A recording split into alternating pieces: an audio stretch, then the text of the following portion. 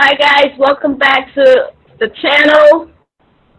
Iron Sharpens Iron Council is a ministry dedicated to uplift humanity. And today we want to talk about, navigating the court system and the legal system when it comes to a CPS case.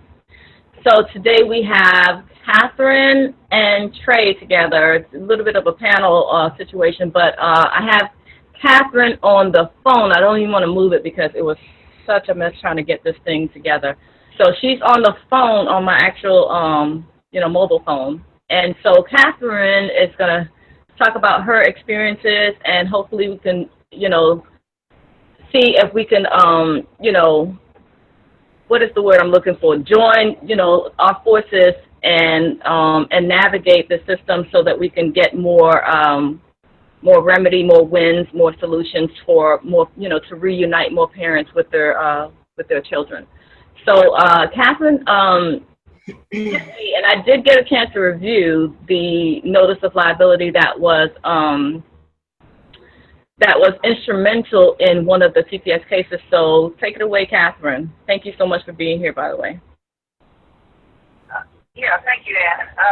I just wanted to say, I don't know how to deal with the corporate court system, the corporate government system, including CPS, on their terms. I don't know how to do that after 22 years and, practicing law. I don't have the. Can you speak up a little bit? I think Trey's having a hard time hearing you. Yeah. I'm just saying I don't use their system anymore. Okay. Because I don't think their system is rigged for them to be a money-making operation.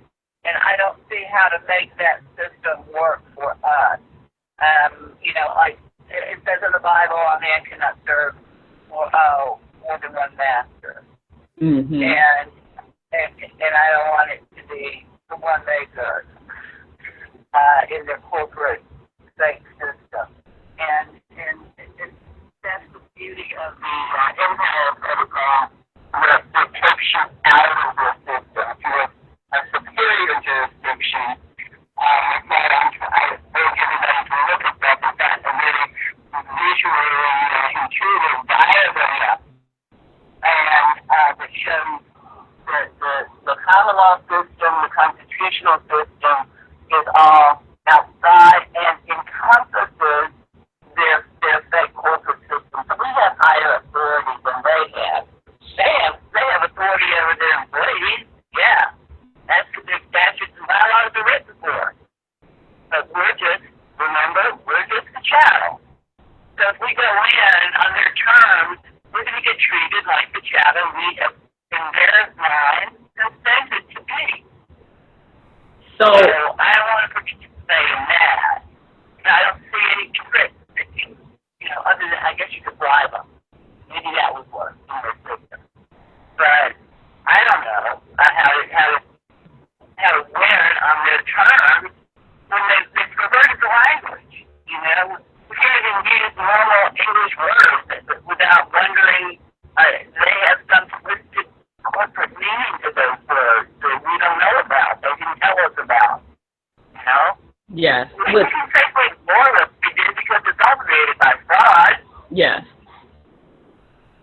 My approach is the common law approach, just like the entire movement does. Now, that said, you can always refer to, there's a lot of similarities between the common law and their code. Between a living human being and a dead human being. There's still similarities, but, we've got the living law, the common law, the simpler law, the law of the people that we brought down, through the gentleman to God's law, or natural law. Mm-hmm. And so if you go with that, you get much simpler stuff. Common law recognizes assault, batteries, false imprisonment, all those things, that they have codified and dumbed down. The common law recognizes those too, and we can send them a notice of liability by of the acts that support each element of the common law tort. That's what they are, towards the civil law.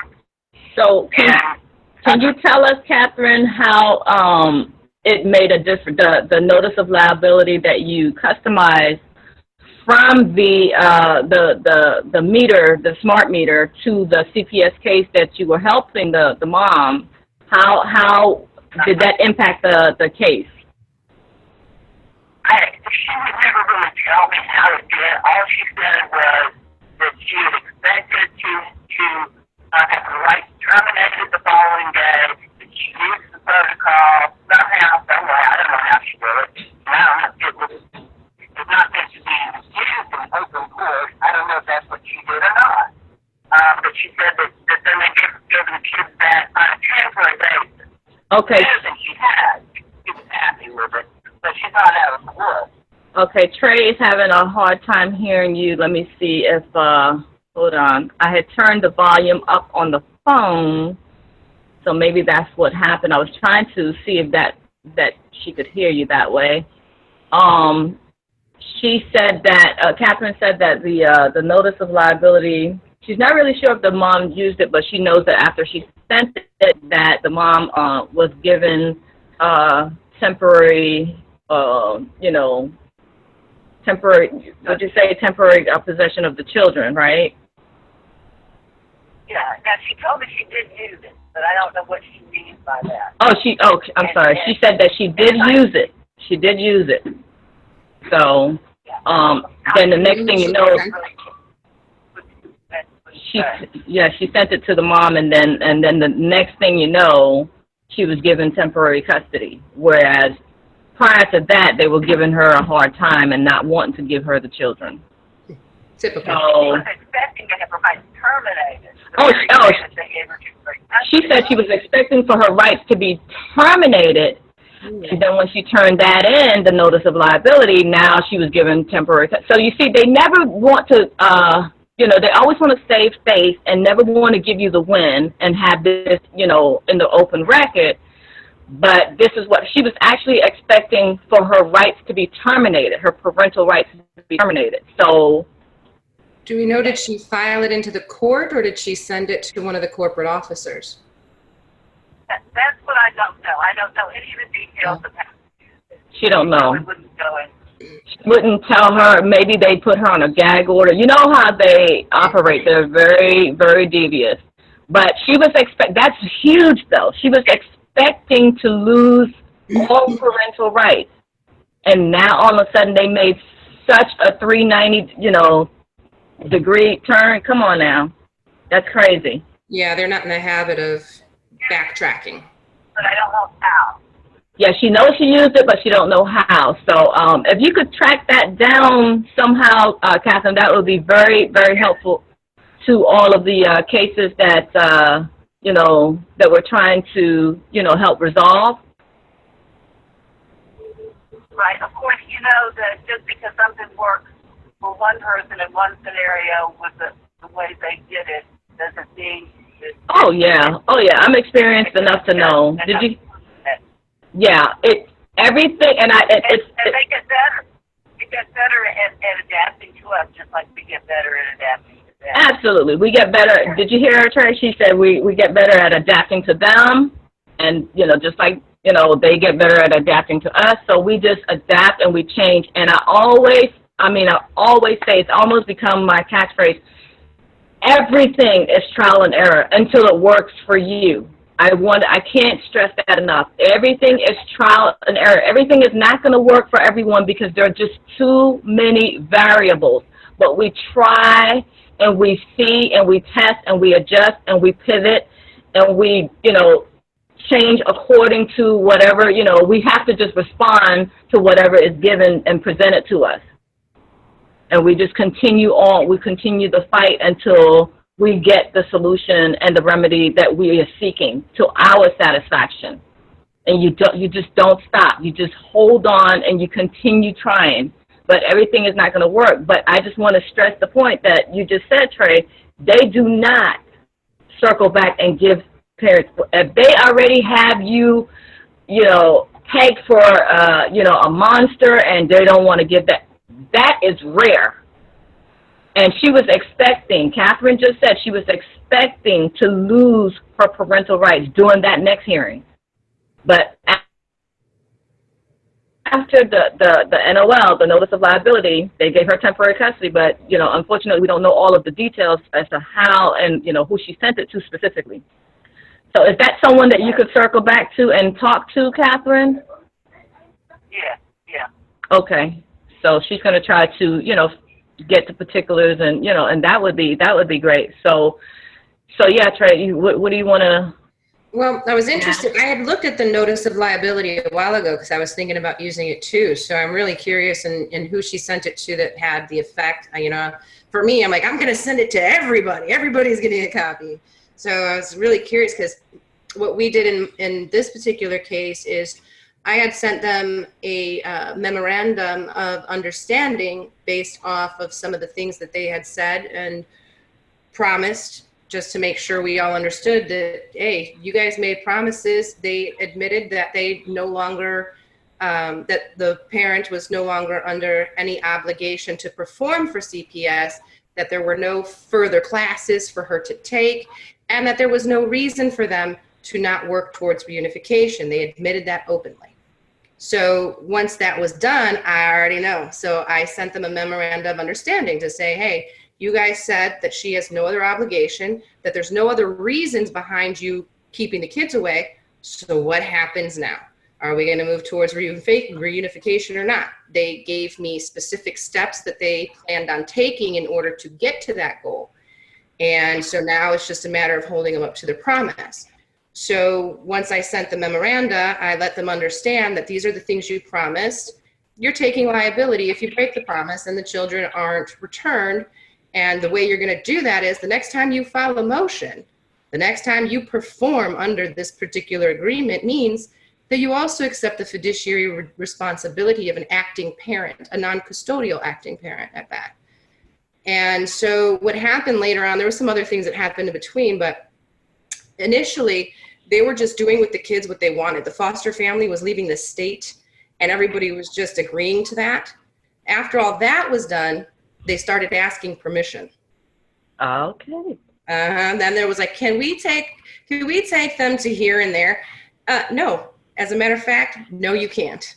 That's it. So the notice of liability was something I was thinking about sending in next. See if we can get things pushed around. So I guess we'll stay tuned. We'll see what happens. I'm going to give it a shot. In my humble opinion, were you able to hear her, Katherine? Well enough, I think, yeah. And one of the things that's important to do if she's ready to go to the notice of liability stage is to clarify the mom's status, that she's not a corporate fiction person, and her child's status, which you refer to children as girls and boys, not as children. Children means something corporate in their world. So if you're going to, bounce around between the two different worlds, if you're going to try and play the contract game, make it a UCC kind of thing, which I guess you're doing. Yeah. Then, yeah. You also need to clarify that she's not a corporation that they can, do business with. And she's got to clarify about the birth certificate. Hers and the child. I think we kind of cover. I mean, I didn't say so much as she's not a corporation, but I do refer to her as mother, and I do refer to the children as being sons and daughters. And then on top of that, I also expressed, I explained what agency is, what fiduciary duty is, and how it's established, and how it was unequally established between the parties. So I'm hoping that that gives them a little kick in the pants, but, got to back it up. Who has the fiduciary duty to whom? Parent and child, the corporate status person under Plyler versus Joe. It explains, you know, how personage is established, but also under the Fiduciary Act, it explains how a fiduciary relationship is decreed by the court. So when they do, the first thing in the court that they do is establish parentage. They do that between parent and child, from, you know, mother to son or daughter, whatever, but they never, ever actually make that same decree in regards to the agents involved in the case. So if she has a parental responsibility that is underneath the Juvenile Act, it's not equally applied to CPS agents as it is to her. And it's unequal protection of the children, because she's the only person who's actually got a decreed established fiduciary role to perform under that act. I'm not sure why they skipped that part, but, you know, we're going to try to find out. I missed your equal protection argument. I'm sorry, I didn't hear you. I missed your equal protection argument. Anne, can you clarify? She said she missed your equal protection argument. So the children being under the fiduciary care of the parent, so now the children are protected from the parent in fiduciary care. So if the parent is going to violate the statute, then that would be construed to be a harm to the children where she will be liable. But if CPS does the same, if they do something wrong, if they harm the children, they have not established that same care. Why not? And we ask them to, and they refuse to do it. They don't want to establish a fiduciary care. It would make no sense, because then they would be liable if some harm comes to the children. So the children are protected from the parent hurting them, but the children are not protected equally from CPS hurting them because of their failure to establish that fiduciary duty.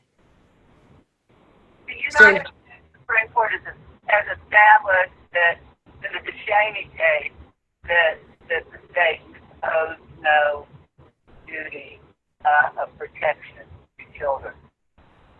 Well, yeah, obviously everyone has a duty to protect the children, not disputing that.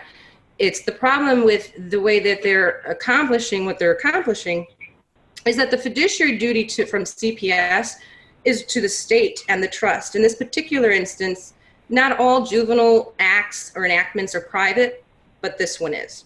So this one's under a private trust. And this particular enactment, being of a private trust, I looked up its purpose. And its purpose is not to serve children that you're bringing into this particular court. Its purpose has a whole nother ballgame outside the park. I don't even understand how they link the families coming into this room with anybody. It makes no sense. It's a lot to explain without getting into too many details. But being that it's a private court in a private trust has all the wrong things about it, as far as, like you were talking about, being within the republic to begin with. But in that fiduciary role, they have a duty to children. True. It just ain't yours. It's in the children of that particular trust. They have no duty to those children under the ruling of the Cheney and the Wait, we can't. I can't even hear you. I can't hear you, Catherine. Speak up a little bit, please, ma'am. I feel horrible. No, I couldn't hear her either. So I don't know if something happened. according to the United Court in the Cheney case, that the state has no duty to the children. Did you hear her? According to the Supreme Court case, Ducheney, the court has no duty to the children. Well, not surprised. They don't have a duty? Yeah. That was a child death. And that was a child death, she said. A child actually died, and they still did not hold the state accountable. And that's what I'm saying. They are dodging the liability in establishing the relationship.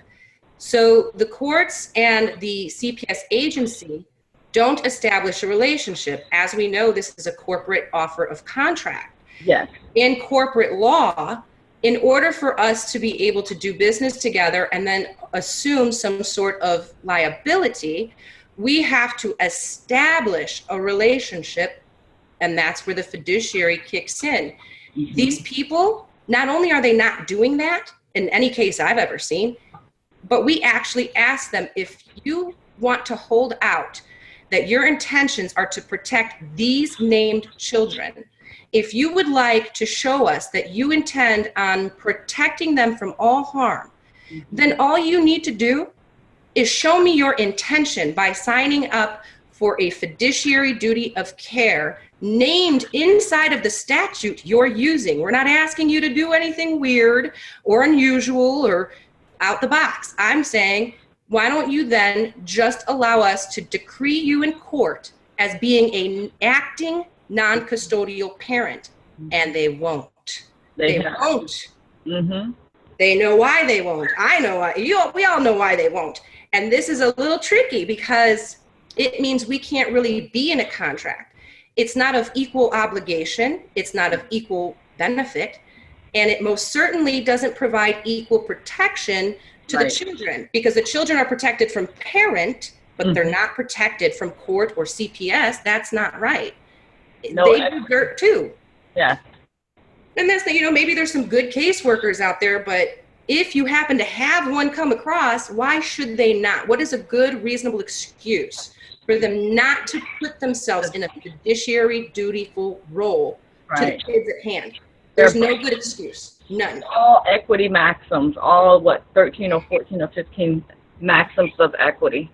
And they won't even make it appear as though they want to sign up for that particular role. And that tells you right there they have bad intentions. That's all I need to see. If you're not even willing to be an acting parent, I see where you're going. That's it. Party's over.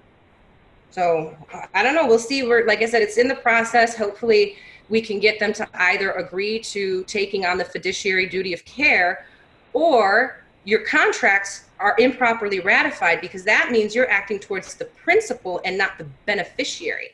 So you couldn't have ratified any of the contracts within this particular circumstance. So that's it. There's no relationship. Fail to state a claim upon which relief can be granted because you haven't established a relationship with the children, and you have no equal obligations to the children. It's a no-go. You just can't have your boy. Based on lack of full disclosure. Yeah, it's all ugly. It's just all ugliness. It's just all fraud.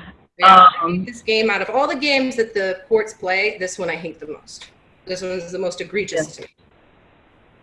I mean, the whole system is insidious because it's predicated on non-consensual abuse of our, and stripping us of our rights. So it's just, it's a game that they play on us, and we're learning how to win, and they don't like it.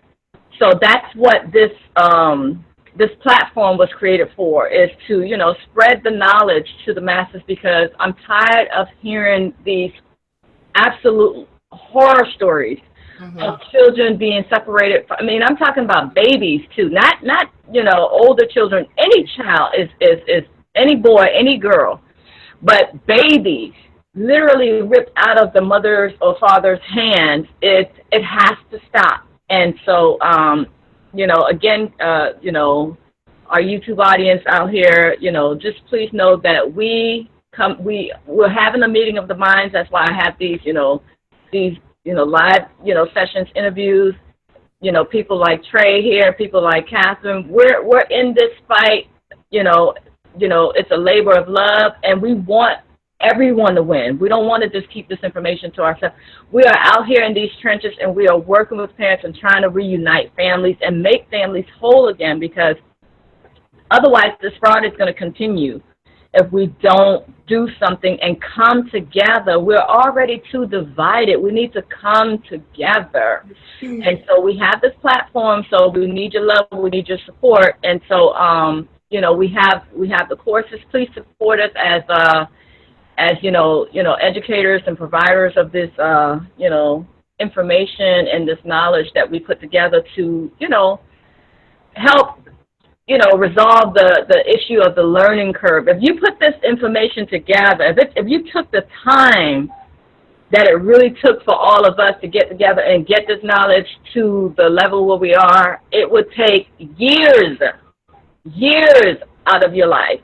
And so we're here, you know, out of the spirit of love and, you know, and unity to get this information so that we can see you guys win, because it's time for us to turn the tables, and we need the wins, and we need the wins in large numbers. So that's what the purpose is, you know, that's why we're here, that's why we're, you know, we're coming together, and I just appreciate you two, you know, joining, you know, me here on this platform. So I just, you know, I feel the love, and I hope that the audience, you know, can appreciate everything that we're trying to do for them. That's the goal here. That's the goal. Anyone have any final words? Because I'm like super hungry. Just thank you to Katherine, if she can hear me. Thank you to Katherine for, you know, sharing about the notice of liability. I've been eyeballing that thing for some time, so I'm super excited. Did you hear her, Katherine? More or less. She said she heard you more or less. It's a little difficult. That's why we need your support, because I need a real studio to really. So yeah, so Katherine was having trouble with you know, with the IT stuff, so we had to just have her call in. So, but this information is so important to share and to let you know that you're not alone. You have support. We are here. We are available. We're putting this thing together, and we want you to win. Katherine, any final words? Yeah, I would urge people to look at the birth certificate, because that's the basis for CPS claiming in their world that they own your child. Okay. Did you hear her? That's their justification. She said, check the birth certificate. Okay. I already know about the birth certificate. That you gave the state your child. Yeah. Yeah, that was your first act of giving the state your child, is what she said. Mm-hmm. There's a presumption that's what the birth certificate did when the parent signed it. That is the presumption that the parents did when they signed it. And that's backed up by Prince versus Massachusetts, a 1944 U.S. Supreme Court decision that created the concept of parents patriae, P-A-R-E-N-S. The concept of parent, yeah. Trey knows about the parent patriarch, but if you can send me the name of the case, and I'll put it in the video description box. If you could send me that through Messenger, Katherine, I'll put it in the video description box. That'd be great. Okay. All right. So I'm just gonna you know, close out here. This is a really good place, but I just wanted to just say thank you. We appreciate your advocacy. I know this is a labor of love. Hopefully, you know, when you're ready, Katherine, you can tell, you know, the audience your backstory and how you got involved in fighting, you know, for parents and advocating for parents with, you know, in CPS matters in the first place. That would be a good video interview. Just so people can get a nice little. What? Anytime you want. Oh, she said anytime. Oh, I just love her. I tell you, she is amazing. And on that note, let me read my little outro, guys. You know, guys, y'all are with me on this YouTube journey to learn. I don't know any of my material by heart, and it's so easy, but ain't no shame in my game. So let me read. If you enjoyed the video, give it a thumbs up, and remember to like, comment, and subscribe, and hit the bell notification so you don't miss an upload. Be safe, everybody. Peace, bliss, and positive vibes only in the comments below. Thank you, guys. Thank you for watching, and thank you for your support. I guess Katherine can't wave. I'll wait for her, and we'll end the video. It's a good place.